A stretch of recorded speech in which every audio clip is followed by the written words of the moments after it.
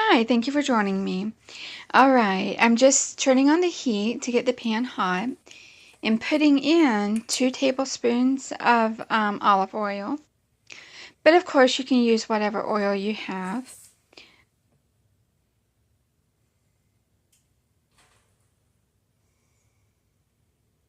And I'm specifically measuring this out because on the instructions it says specifically 2 tablespoons. So that's why I'm measuring it like that.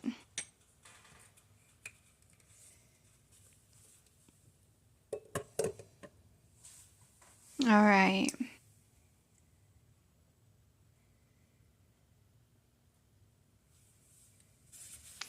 Now we're going to do 2 tablespoons of self-rising flour.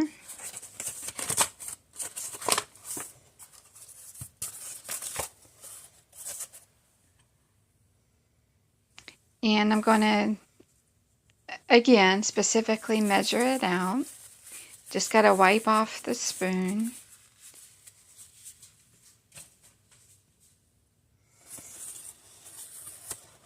And always level it out to make sure it's the exact.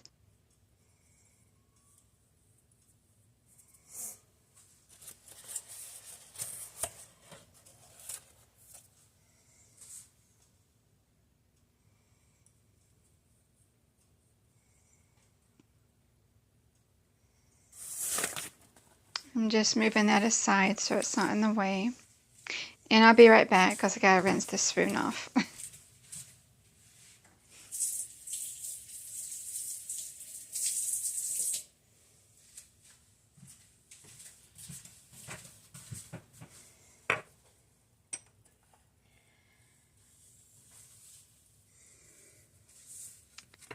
And now I'm going to just stir that around a little bit because the pan's hot now.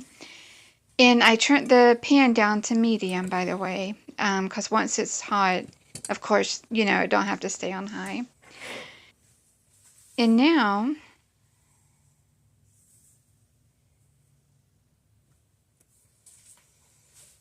well, I got to stir it a little more. It has to brown a little bit before moving on to the next step. And as you can see, it's changing color and getting thick, actually. Almost like it's trying to turn into a gravy, which that does make a gravy. But now I'm going to add 1.5 cups of 2% milk, but you can also use whole milk if you have whole milk. But it has to be either whole milk or 2% milk. So this is what I had on hand. So that's what I'm using.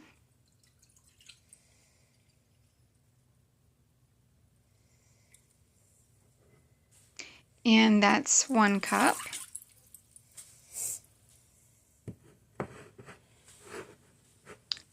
And now I'm going to do a half because that's the instructions.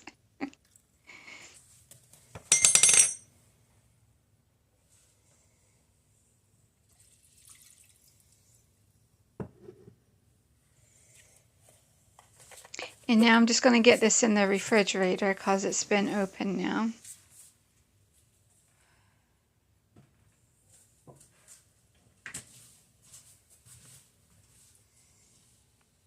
And now I'm just going to stir that around a little bit until like the clumps are smoothed out a little.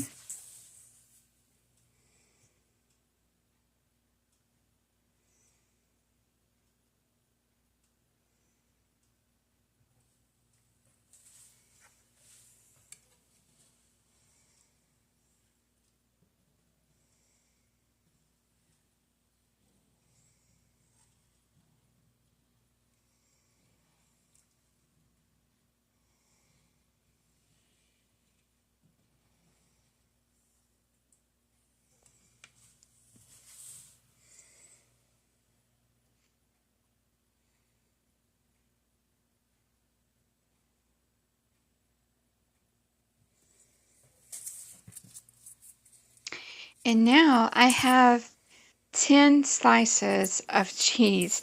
The instructions are 10 to 12, which I'll put that in the description. But I just went with 10 just to see if that was enough, for my preference, that is. And it was. So I used that.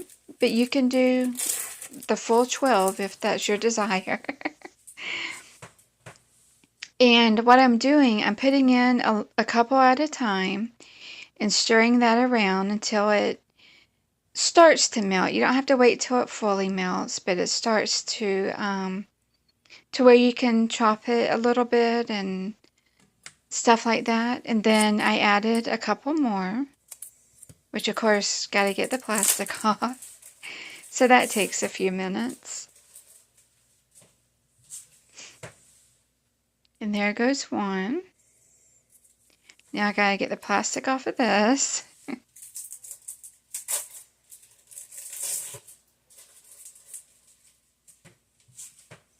And by the way, you can use block cheese as well if you want, but the sliced cheese like this worked just fine.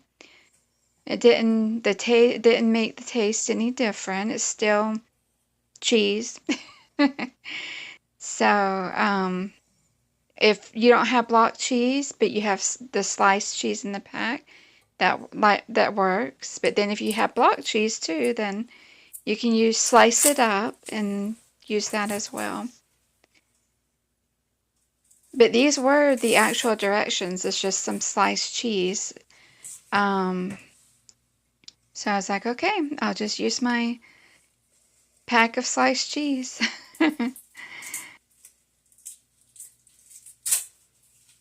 And by the way, when I say this was the directions, this is one of my aunt's recipes. So that's why I keep saying the directions were, because it's one of my aunt's recipes.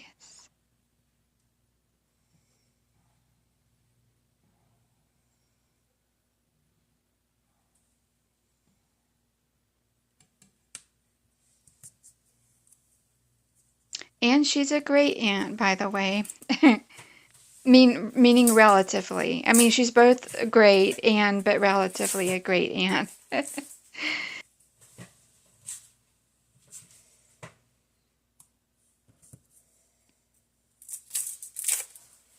And as you can see, I keep putting a couple cheese, which this is well, I don't know, this might not be the last two.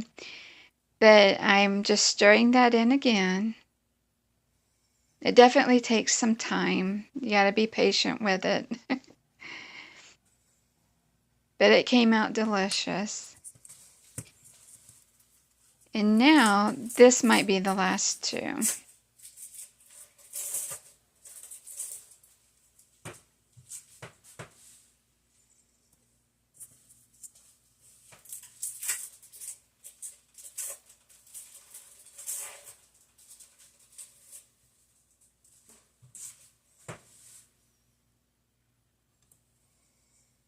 Okay.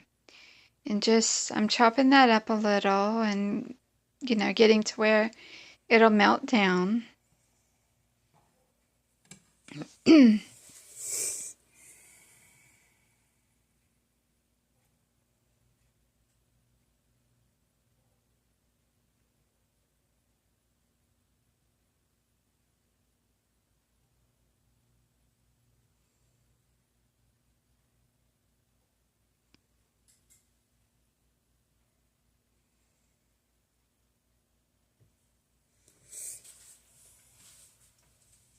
Okay, and just stirring it a little more.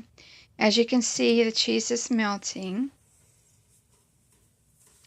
And I chose, even though the directions said 2 tablespoons, because it's so liquidy, and I like a thick cheese, I chose to do 1 more tablespoon of flour, the self-rising flour. But this is optional. You can add it if you want, or you can leave it more liquidy if you like it more liquid. But it came out perfect. It made it the exact thickness that I like. But that's just, like I said, a personal preference.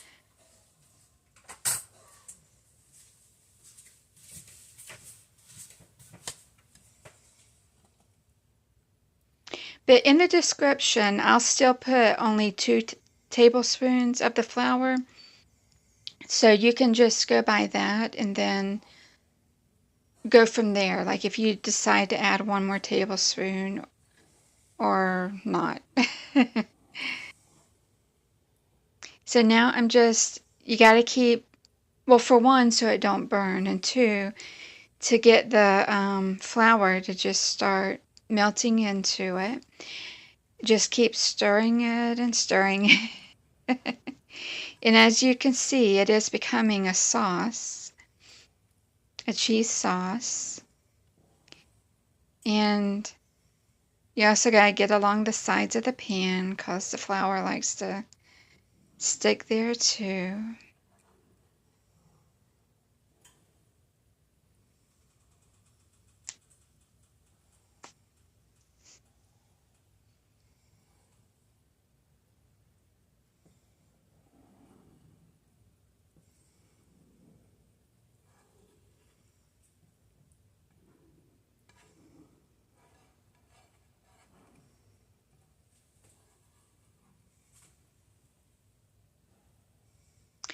And I also, when I was done stirring the flour in good, I put the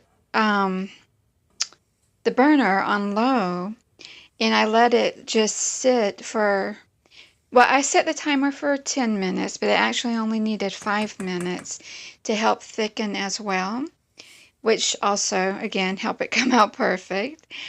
So I'm going to do that right now. And there we go. After 5, I even had to take it off the burner because it was starting to try to burn and stick. But you can see it's really got a good thickness to it. And it tasted great. Me personally, it needed some salt, but that's just personal preference.